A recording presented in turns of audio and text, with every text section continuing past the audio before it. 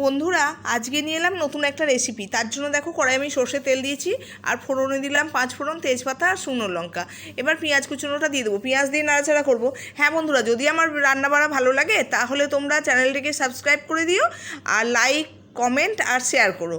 তা দেখো মশলাটা আমি করে নেবো। রসুনটা বেশি দিয়েছি, আদাটা কম দিয়েছি আর একটা কাঁচা লঙ্কা দিয়েছি। কাঁচা লঙ্কাটা খুবই ঝাল। এদিকে পেঁয়াজের মধ্যে দেখো টমেটো, নুন, হলুদ সব দিয়ে দিলাম, একটু চিনিও দিয়ে দিলাম আর মশলাটাও দিয়ে দেবো। মশলা দিয়েও এবার নাড়াচাড়া করে নিয়ে এবার আমি জিরে গুঁড়ো দেবো আর গরম মশলা গুঁড়ো দেবো, দিয়ে নাড়াচাড়া করে নিলাম। না, এটাই আমি ধনে গুঁড়ো দিইনি। আর গুগলিটা দেখো আমি হলুদ দিয়ে সেদ্ধ করে রেখেছিলাম, ভালো করে ধুয়ে নিয়েছি, আগেই ওটা করে রেখেছিলাম।